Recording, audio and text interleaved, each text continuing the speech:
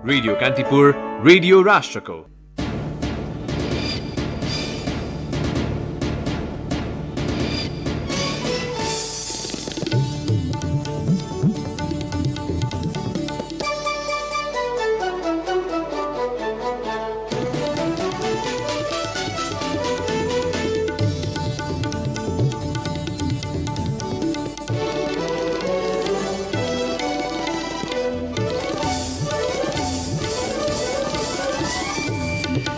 सत्तारूढ नेकपाको केन्द्रीय कमिटीमा बहुमत पुर्याउने पक्षले पार्टीको चुनाव चिन्ह र झण्डा पाउने निश्चित। पार्टी विभाजनको असर प्रदेश सरकारमा पनि।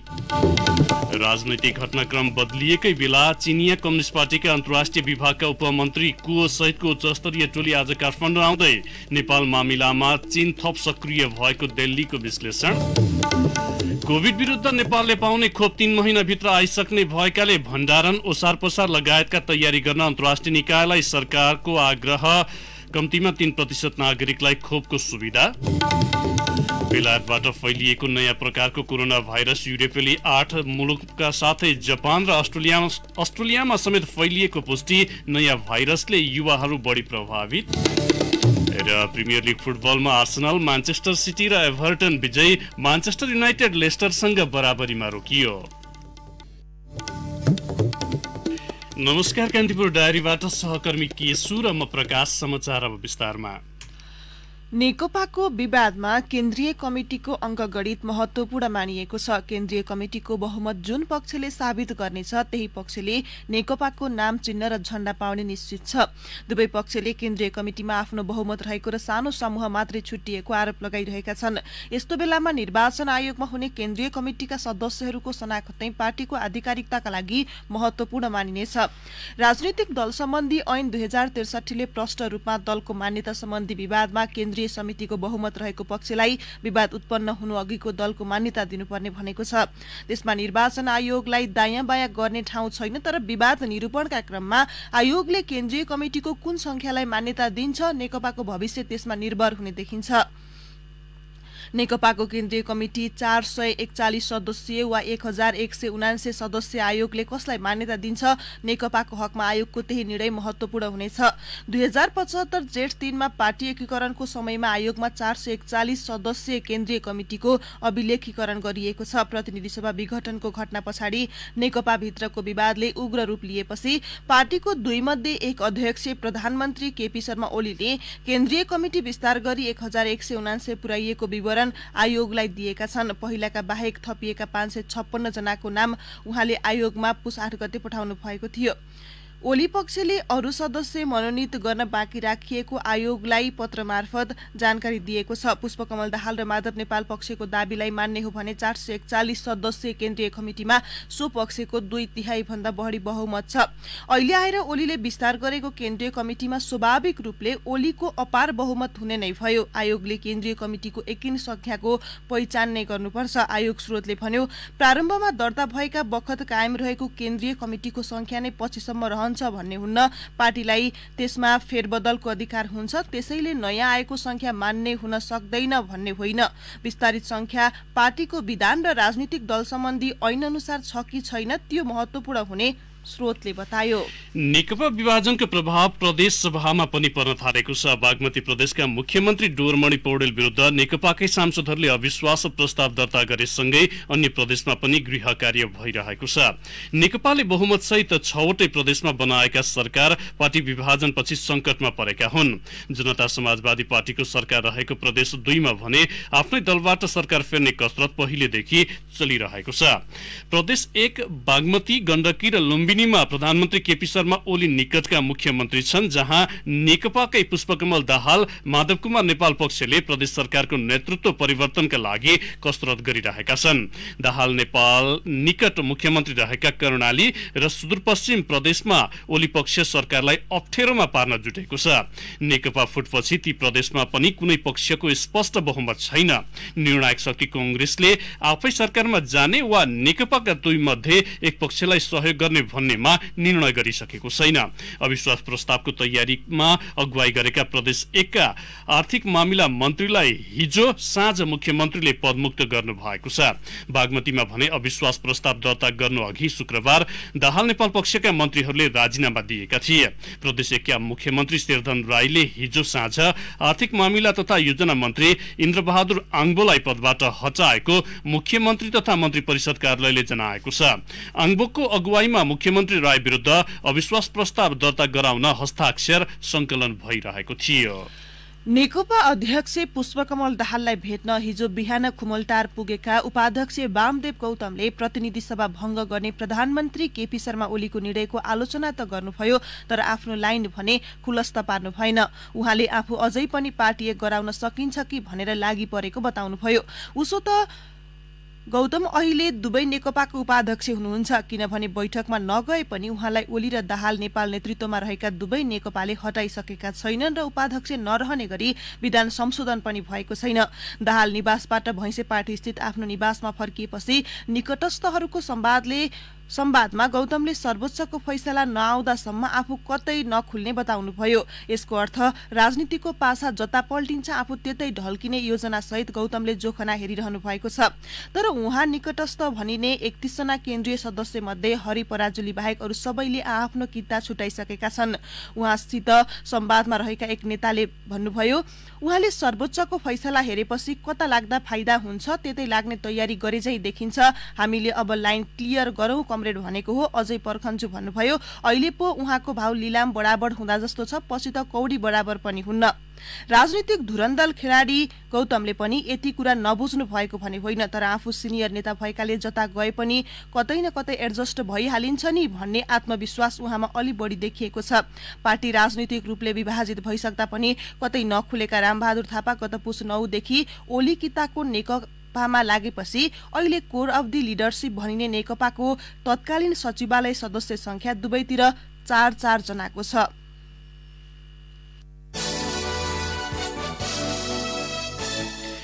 कांग्रेस सभापति शेरबहादुर देउवालाई धेरै अघि बुटवलका एक ज्योतिषीले 6 पटक प्रधानमन्त्री बन्छस् भनिदिएको विषय अहिले पार्टीभित्र फेरि चर्चामा रहेको छ। शुक्रबारको केन्द्रीय कार्य समिति बैठकमा नेता ज्ञानेन्द्र बहादुर कार्कीले प्रतिनिधि सभा पुनर्स्थापना भए पनि कांग्रेस निर्णायक शक्ति हुने भन्दै प्रधानमन्त्रीको लाइनमा को हुनुहुन्छ ज्योतिषीकोमा हेराउन गए हुन्छ भनी धारणा राख्नु भएको थियो। कार्कीको सो भनाइ सकिन साथ कार्कीको भनाइमा जवाफ सभापतिले दिइहाल्नु भएको थियो। देउवाको प्रतिक्रिया उद्धृत गर्दै केन्द्रीय कार्य समितिका एक सदस्यले भने, मै प्रधानमन्त्री बन्ने सम्भावना छ। हाम्रा सभापतिजीलाई प्रधानमन्त्री बन्न कति आसक्ति छ भन्ने कुरा शुक्रबारकै बैठकले पनि देखाएको छ। ज्योतिषीले भने जस्तै परिस्थिति पनि उहाँकै वरिपरि आइरहेको छ। सत्ताका लागि जस्तो पनि जोखिम मोल्न सक्ने छवि बनाएका देउवाले प्रतिनिधि सभा विघटनको घटनालाई पनि आफ्नो लाभ हानिसँग तुलना गर्न थालेको भनेर यति बेला पार्टीभित्र चर्को आलोचना भइरहेको छ। तर जति नै आलोचना भए पनि उहाँ आफूले लिएको अडानबाट हल्लिनु भएको छैन। वरिष्ठ नेता रामचन्द्र पौडेल सहित इतर पक्षीय अधिकांश नेताले संविधानवाद र लोकतन्त्रमा विश्वास गर्ने पार्टीले प्रधानमन्त्री ओलीको प्रतिनिधि सभा विघटन गर्ने कदमलाई असंवैधानिक भनेर मात्र नहुने पुनर्स्थापनाको माग राखेर जनतामा जानुपर्ने अडान राखिरहेका छन्। पार्टीले पनि त्यही निर्णय लिनुपर्ने सो पक्षको अडान छ। तर देउवा प्रतिनिधि सभा विघटनलाई असंवैधानिक भन्ने तर पुनर्स्थापनाको मुद्दा नउठाउनेमा दृढ देखिनु भएको छ। उहाँले हिजो जारी गरेको विज्ञप्तिमा पनि प्रतिनिधि सभा पुनर्स्थापनाको विषय कतै उल्लेख गरिएको छैन।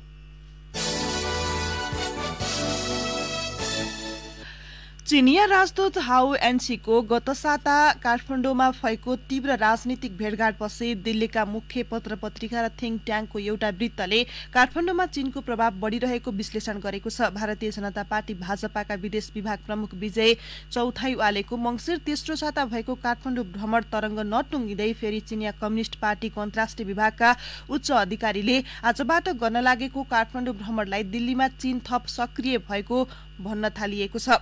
नेकपाको दाहाल नेपाल समूहका विदेश विभाग उपप्रमुख विष्णु रिजालका अनुसार चीनिया कम्युनिस्ट पार्टीका अन्तर्राष्ट्रिय विभागका केही पदाधिकारी आज 4 दिने भ्रमणमा काठमाडौँ आउने सूचना छ।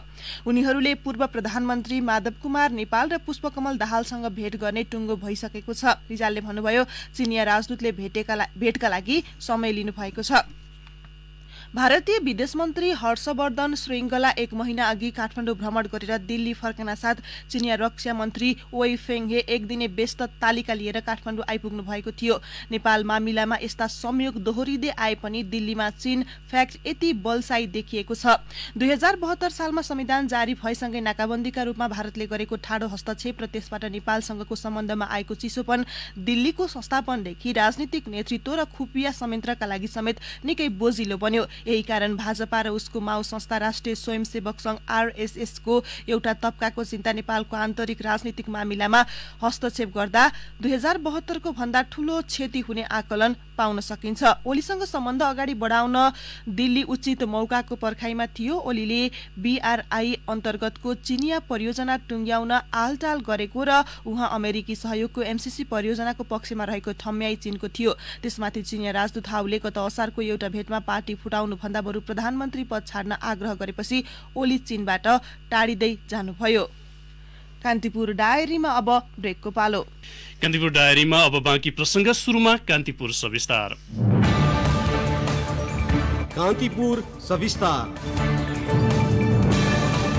कोभिड-19 को प्रभावका बीच अधिकांश स्थानीय तहले भौतिक उपस्थितिमा विद्यालय सञ्चालन गरेका छन्। अनलाइन कक्षाले अपेक्षित परिणाम दिन नसकेपछि विद्यार्थीको भौतिक उपस्थितिमै पढाइ सुरु गर्न थालेका हुन्। यद्यपि सरकारले भने भौतिक उपस्थितिमा हुने पढाइका लागि स्वीकृति दिइसकेको छैन।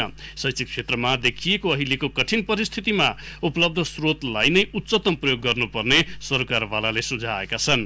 अनलाइन कक्षामा पूरा समय दिनुपर्ने भएपछि समयको व्यवस्थापन निकै कठिन भएको अभिभावकहरू गुनासो गर्छन्। यद्यपि पछिल्लो समय बालबालिकाको सिकाइमा अभिभावकको पनि ठूलो भूमिका रहने सरकारवाला दाबी गर्छन्।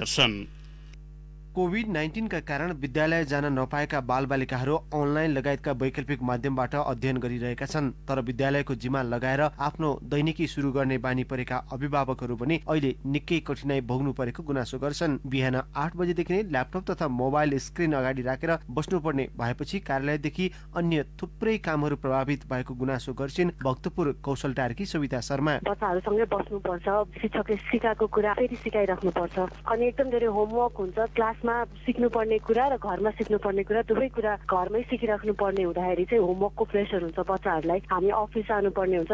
स्क्रिनबाट सिकेको कुराहरू चाहिँ सबै नबुझ्ने हुँदाखेरि चाहिँ पेरेन्ट्सले चाहिँ 100% आफैले दिनुपर्ने अवस्था छ अहिले। त्यसो त वैकल्पिक शिक्षा प्रणाली आफैमा पूर्ण छैन। सामुदायिक र निजी विद्यालयमा गरी मुलुकमा हाल करिब 73 लाख हाराहारीमा विद्यार्थी अध्ययनरत छन्। निजी विद्यालय जेनतेन चले पनि सामुदायिकमा विद्युत, कम्प्युटर तथा इन्टरनेटको सहज व्यवस्था छैन। शिक्षा विकास तथा मानव स्रोत विकास केन्द्रको तथ्याङ्क अनुसार 35,000 सामुदायिक विद्यालय मध्ये इन्टरनेटको पहुँच जम्मा 12.7% मात्रै छ। विद्युतको पहुँच पुगेका विद्यालयको संख्या 32% छ भने कम्प्युटरको उपलब्धता 17% विद्यालयमा मात्रै छ। यस्तोमा विद्यालयको मात्रै भर पर्न नहुने बताउँछन् शिक्षा मन्त्रालय अन्तर्गतको योजना तथा अनुगमन महाशाखाका सहसचिव डाक्टर तुलसी थपलिया। सामान्य रूपमा रेफरेन्स गर्ने, सोधखोज गर्ने, आज के पढ्यौ, आज के सिक्यौ, आज के देख्यौ, एक साहित्यिक रचना अथवा अन्य किसिमका पुस्तकहरू पढ्न विद्यार्थीहरू रुचि राख्छन्। कथा कविता सिर्जना गर्न लगाउने, कुनै खेल खेल्न लगाउने, खेलमा आफू सहभागी हुने, त्यस्तो खालको कामहरू हामीले गर्न सक्यौं भने सृजनशीलताको प्रवर्धन हुन सक्छ। अनलाइन कक्षाले फाइदा नगरेको भने होइन, शिक्षक र विद्यार्थी बीचको मात्रै अन्तर्संवाद र सिकाइ हुने गरेकोमा पछिल्लो समय अभिभावकसँग पनि घुलमिल हुने वातावरण मिलाएको छ। यसअघि शिक्षक र विद्यार्थी बीचको मात्रै अन्तर्संवाद र सिकाइ हुने गरेकोमा अनलाइन कक्षाले अभिभावकसँग पनि घुलमिल हुने वातावरण सृजना गरेको छ। सिकाइको अनुभव आदान प्रदान अनलाइन कक्षामा अभिभावकहरूसँग पनि हुने भएकाले थप फलदायी भएको बताउँछिन् काठमाडौँको एक निजी विद्यालयकी शिक्षिका मन्जु श्रेष्ठ। अभिभावकजीहरू पनि सँगै बस्नुहुन्छ अनि के कस्तो हामीले अब शिक्षकहरूले कसरी पढाइराख्नु भएको छ त्यो प्रत्यक्ष उहाँहरूले देख्न सक्नुहुन्छ हैन। त्यो एउटा चाहिँ फाइदा हामीलाई चाहिँ अनलाइनले गर्दाखेरि चाहिँ हामीले जुन अभिभावकहरूसँग चाहिँ प्रत्यक्ष हामीले कुराकानीहरू अब कतिवटा कुराहरू उहाँहरूले पनि त्यहाँ कसरी टिचरहरूले पढाइराख्नु भएको छ, बच्चाले कतिसम्मको बुझ्नु भएको छ यो टिचरले पढाउनु हुँदाखेरि भन्ने कुराहरू उहाँले पनि त्यहाँ मूल्याङ्कन गर्न सक्नुहुन्छ हैन। अनलाइन कक्षालाई प्रभावकारी बनाउन स्थानीय निकायसँगै शिक्षक र अभिभावकको समन्वय सबैभन्दा बढी महत्त्वपूर्ण हुन्छ। विद्यालय उमेर समूहका बालबालिका आफै पनि जिज्ञासु हुने भएकाले अभिभावकले शिक्षकसँग पोलको काम गरिदिनु पर्ने शिक्षाविद विद्यानाथ कोइरालाको तर्क छ। केटाकेटीले हर कुरामा प्रश्न गर्छ। प्रश्न कसरी गर्छ भन्ने होइन, त्यो कुखुरा बिहानै कराउँछ किन हो, बाख्रा चाहिँ कराएन त्यतिखेर कुखुरा चाहिँ करायो के भयो। केटाकेटीले अवलोकन गर्यो, प्रश्न सोध्यो, त्यसको उत्तर अभिभावकसँग नहुनु। त्यो प्रश्न चाहिँ यस्तो पो सोध्यो है मेरो छोरछोरीले, मेरो नाति नातिनाले यो भन्ने किसिमको कुरो पनि शिक्षकलाई अथवा अरूलाई भन्ने काम अभिभावकले गर्ने हो। बालबालिकाको पहिलो विद्यालय भनेको आफ्नै घर र परिवार हो। उनीहरूलाई शिक्षाको सुनिश्चितता गर्ने दायित्व र समय दिने राम्रो अवसर पनि यतिखेर छ। वैकल्पिक शिक्षा प्रणालीलाई पठन पाठनमा गरिने फरक प्रयोगको रूपमा कोरोना महामारीपछि पनि विकास गर्न सकिन्छ। यसले शैक्षिक गुणस्तर वृद्धिमा पनि सहयोग पुग्ने शिक्षाविदहरू बताउँछन्। रेडियो कान्तिपुरका लागि अनिल परियार। कान्तिपुर सविस्तार।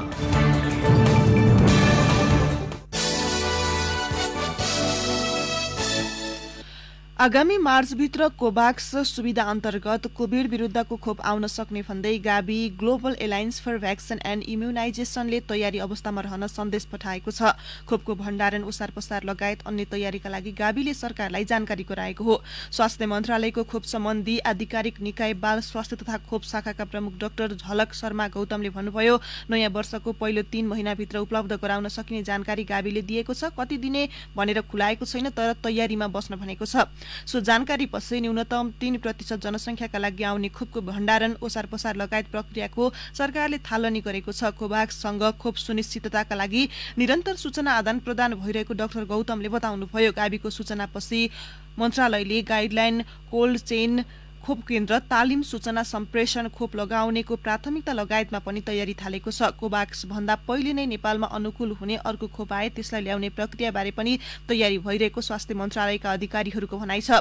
आउँदो मार्चसम्म कोभाक्सबाट न्यूनतम 3% जनसंख्या अर्थात् 9 लाख जनालाई पुग्ने खोप आउन सक्ने मन्त्रालयको आंकलन छ। कोभाक्सले मुलुकको 20% जनसंख्या अर्थात् 60 लाख जनतालाई पुग्ने खोप उपलब्ध गराउने प्रतिबद्धता जनाएको थियो। राष्ट्रिय सभाको हिउँदे अधिवेशन सिफारिस भएसँगै अब जनताको समस्या र सरकारले गरेका कामबारे बहस हुने भएको छ। प्रतिनिधि सभा विघटन भए पनि मन्त्री परिषदको बिहिबार बसेको बैठकले राष्ट्रिय सभाको 7औं अधिवेशन आह्वान गर्न राष्ट्रपतिलाई सिफारिस गर्ने निर्णय गरेको छ। राष्ट्रिय सभा स्थायी सदन हुने संवैधानिक व्यवस्था छ। संविधानको धारा 86 र 59 संविधानको धारा 86 मा 59 सदस्यीय रहेको राष्ट्रिय सभा एक स्थायी सदन हुने उल्लेख छ। स्थायी सदन त हुँदै हो, अविछिन्न र उत्तराधिकारी संस्था पनि हो। यो छिन्न हुँदैन, टुक्रिँदैन, निरन्तर चलिरहन्छ। प्रतिनिधि सभा विघटन भए सरकारको सिफारिसमा राष्ट्रपतिले राष्ट्रिय सभाको मात्र अधिवेशन आह्वान गर्न सक्ने संवैधानिक प्रावधान छ। संविधानको धारा 93 को उपधारा 1 मा राष्ट्रपतिले समय समयमा दुवै वा कुनै सदनको अधिवेशन आह्वान गर्ने उल्लेख छ। एउटा अधिवेशनको समाप्ति र अर्को अधिवेशनको प्रारम्भ बीचको अवधि 6 महिना भन्दा बढी हुनु हुँदैन। त्यसैले सरकारले यही व्यवस्था अनुसार पौष सत्र भित्र राष्ट्रिय सभाको अधिवेशन आह्वान गर्न राष्ट्रपतिलाई सिफारिस गरेको हो। देशभरका 32 जिल्ला हिमपात, हिमपहिरो र शीतलहरको उच्च जोखिममा परेका छन्। गृह मन्त्रालय अन्तर्गत राष्ट्रिय विपद जोखिम न्यूनीकरण तथा व्यवस्थापन प्राधिकरणले जाडोयाममा मौसमी प्रतिकूलताका कारण वर्षेनी हुने जनधनको क्षति, तापक्रमको अवस्था र मानिसको बसोबासको स्थितिका आधारमा सूची तयार पारेको हो। सोही अनुसार मन्त्रालयले 11 जिल्लालाई हिमपात, हिमपहिरो र तराई मधेसका 21 जिल्लालाई शीतलहरको उच्च जोखिममा राखेको हो। तराईका 11 जिल्ला शीतलहरको उच्च जोखिममा र 11 जिल्ला जोखिममा छन्।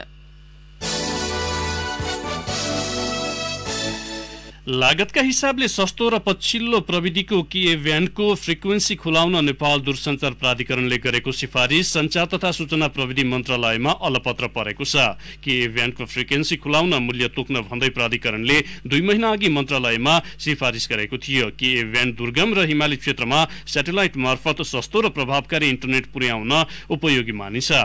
सञ्चार तथा सूचना प्रविधि मन्त्रीको अध्यक्षतामा रहने राष्ट्रिय रेडियो फ्रिक्वेन्सी नीति निर्धारण समितिले फ्रिक्वेन्सी फ्रिक्वेन्सीको मूल्य तोक्नुपर्ने प्रावधान छ। प्राधिकरणले यही समिति मार्फत फ्रिक्वेन्सीको मूल्य तोक्न सिफारिस गरे पनि मन्त्रालयमा अलपत्र परेको हो।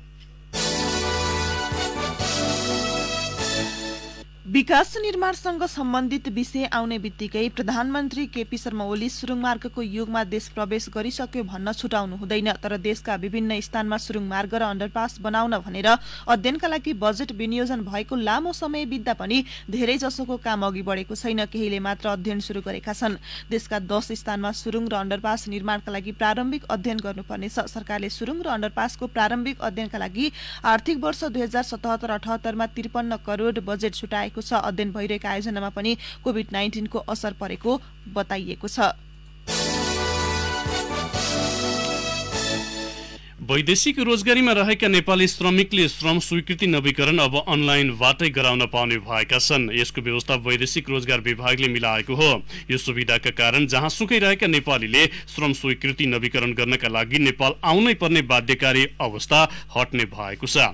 विदेशमा रहेका नेपालीले विदेशबाटै श्रम स्वीकृति नवीकरण गर्न पाइने भएपछि दैनिक 500 जनाले वैधानिकीकरण पाउने भएका छन्। कोभिड-19 को महामारी सुरु भएपछि श्रम स्वीकृति नवीकरणका लागि स्वदेश फर्कन धेरै नेपालीले पाएका छैनन्।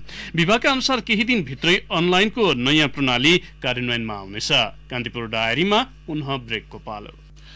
ब्रेकपछि कान्तिपुर डायरीमा अब आर्थिक प्रसंग। कोभिड-19 को असरले लामो समयसम्म सुस्ताएका यहाँका उद्योगी व्यवसायी प्रतिनिधि सभा विघटन र मध्यावधि निर्वाचनको सरकारी घोषणासँगै हतोत्साहित बन्न पुगेका छन्। बिस्तारै तङ्ग्रिन थालेको समयमा पछिल्लो राजनीतिक घटनाक्रमले उनीहरूलाई निराश बनाएको हो। प्रतिनिधि सभा विघटन र यसबाट उत्पन्न हुने राजनीतिक अन्यलले मुलुकमा फेरि पनि राजनीतिक स्थायित्व अभाव भई लगानीको वातावरण खुम्चिँदै जाने र उद्योग व्यवसाय सहज रूपमा सञ्चालन गर्ने वातावरण नहुने व्यवसायी र निजी लगानीकर्तामा छ। अघिल्लो आर्थिक वर्षको कार्तिकको तुलनामा चालु आर्थिक वर्षको सोही अवधिमा ऋणको ब्याजदर औसत 2.5% बिन्दुले घटेको छ। लामो समयदेखिको अधिक तरलताका कारण बैंकहरूबीच प्रतिस्पर्धा बढेको, बैंक तथा वित्तीय संस्थाको आधार दर घटेको लगायत कारण ब्याजदरमा कमी आएको बैंकरहरू बताउँछन्। गत कार्तिकमा बैंक तथा वित्तीय संस्थाबाट प्रवाह हुने ऋणको भारित औसत ब्याजदर 9.52% रहेको राष्ट्र बैंकको तथ्याङ्कमा उल्लेख छ। अब अन्तर्राष्ट्रिय प्रसंग। युरोपका विभिन्न देशमा नयाँ प्रकारको कोरोना भाइरसको संक्रमण पुष्टि भएको छ। युरोपेली संघ अन्तर्गतका 8 देशमा नयाँ प्रकारको कोरोना भाइरस देखिएको विश्व स्वास्थ्य संगठन WHO ले जनाएको छ। WHO का युरोपेली क्षेत्रका क्षेत्रीय निर्देशक हान्स हेनरी क्लुगले आफूहरूले पछिल्लो अवस्थालाई गम्भीरतापूर्वक हेरिरहेको जनाउनुभयो। उहाँले नयाँ प्रकारको भाइरसका लागि रक्षात्मक र नियन्त्रणात्मक व्यवस्था कडाइका साथ पालना गर्नुपर्नेमा पनि जोड दिनुभयो। कोरोनाको पुरानो भाइरसको तुलनामा नयाँले युवाहरूलाई बढी प्रभावित पारेको देखिएको पनि क्लुगले जनाउनुभयो। क्लुगले सामाजिक दूरी कायम गर्ने, मास्क लगाउने र साबुन पानीले हात धुने वा सेनिटाइजरको प्रयोग गर्ने लगायतका उपायहरूलाई कडाइका साथ अवलम्बन गर्नुपर्ने बताउनुभयो। यसैबीच बेलायतबाट फर्केका 5 जना नागरिकमा नयाँ प्रकारको कोरोना भाइरस देखिएको जापानले जनाएको छ। कान्तिपुर डायरीमा अब खेल प्रसंग। इङ्ग्लिस प्रिमियर लिग फुटबलका पछिल्ला खेलमा आर्सेनल, म्यानचेस्टर सिटी र एभर्टन विजयी भएका छन्। गए रातिका अन्य 2 खेल भने बराबरीमा सकिएका छन्। चेल्सीलाई 3-1 गोल अन्तरले हराउँदै आर्सेनलले तालिकामा सुधार गरेको हो।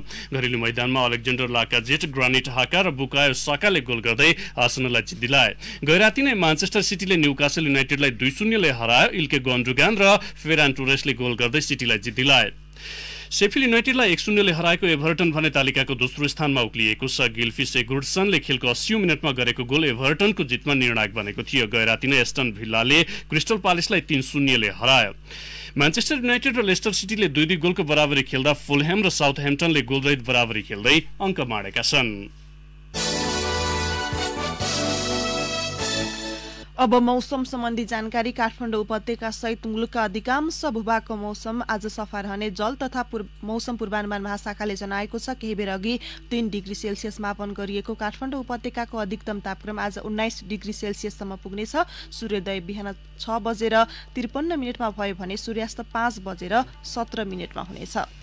अन्तिममा एउटा जानकारी, अहिले केही बेरमा प्रसारण हुने हाम्रो नियमित कार्यक्रम द हेडलाइनर्समा आज हामी आन्दोलनमा जाने तर प्रतिनिधि सभा पुनर्स्थापनाको मुद्दामा नबोल्ने नेपाली कांग्रेसको निर्णयका बारेमा सो पार्टीका केन्द्रीय सदस्य डाक्टर नारायण खड्कासँग कुराकानी गर्दैछौँ, सुन्ने प्रयास गर्नुहोला।